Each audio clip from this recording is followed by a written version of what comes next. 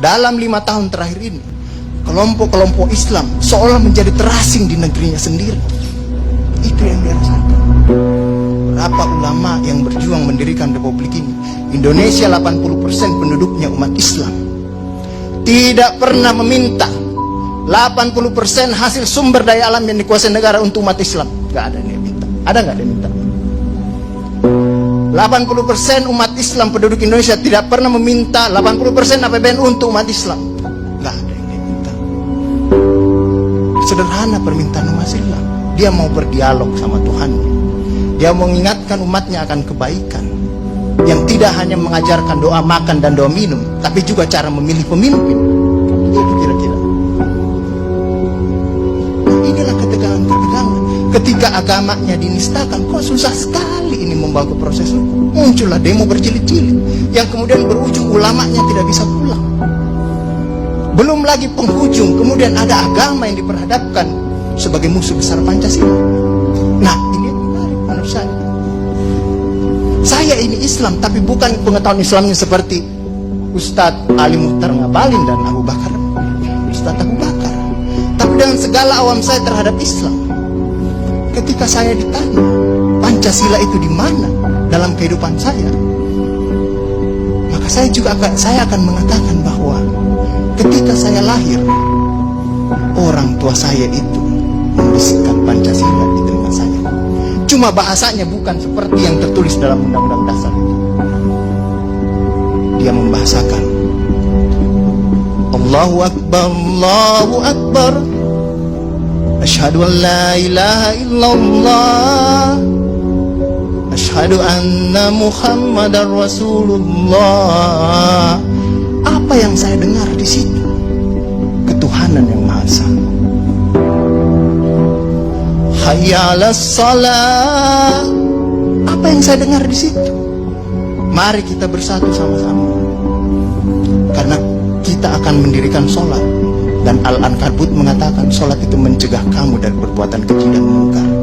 Ada kemanusiaan yang adil dan beradab. Saya dengar di situ. Hayya 'alal falah. Mari sama-sama menuju kemenangan. Kemenangan yang bagaimana kita peroleh? Kerakyatan yang dipimpin oleh hikmat kebijaksanaan dalam permusyawaratan perwakilan. Kemenangan yang bagaimana? Keadilan sosial bagi seluruh rakyat Indonesia. Itulah kemenangan yang kita tuju. Kita kembali lagi takbir, Allahu Akbar, Allahu Akbar, la ilaha illallah. Kita ulang lagi. Dan Pancasila yang kita tiupkan itu 5 kali sehari, belum selesai di sini, selesai bunyi terus. Ya kan Ustaz kan? Belum selesai di daerah sini, selesai bunyi bertalu-talu terus. Seluruh dunia bertalu-talu. Inilah Islam. Yang kemudian sekarang dalam kelompok ini Ustaz Ali Muhtar Ngabalin, saya banyak belajar dari beliau. Inilah yang kemudian sekarang, kenapa kami mau diperhadap-hadapkan? Kenapa kami ada yang menjalankan keyakinannya ketika dia celananya cingkrang, radikal, atau dia pakai cadar, dulu diperhadap-hadapkan. Saya Indonesia, saya Pancasila, ada dulu itu banyak sekali seperti itu.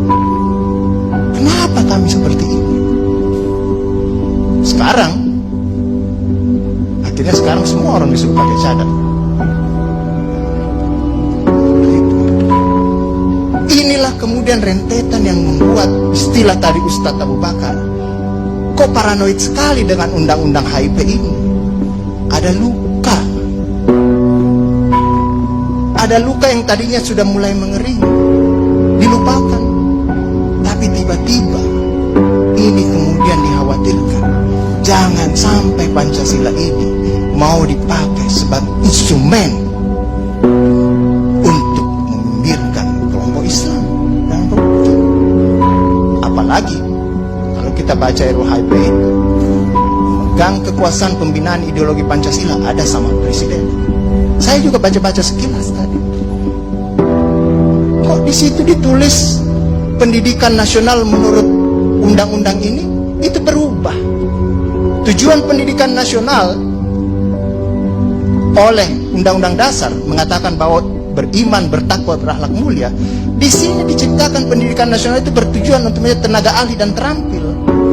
Ini kan mau dikasih jadi tukang ini bagi kapitalis kalau seperti itu berpikirnya.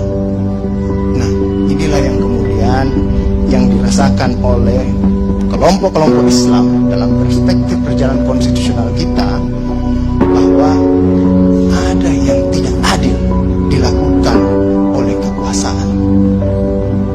Kelompok Islam selama ini tadi yang saya katakan tidak pernah meminta apa-apa. Paling jauh kelompok-kelompok Islam mungkin dapat honor dari negara, itu pun tidak dipakai untuk foya, dikembalikan lagi untuk membantu negara menghidupkan santri-santri, mencerdaskan kehidupan bangsa, menciptakan manusia-manusia yang beriman, bertakwa dan akhlak mulia, yang sebenarnya tugas pemerintah itu dikembalikan lagi seperti itu. Itulah yang kemudian mulailah sekarang kelompok Islam sangat hati-hati kalau kemudian Pancasila ditiupkan terus, seolah-olah ini mau dijadikan instrumen untuk memarjinalkan Pancasila.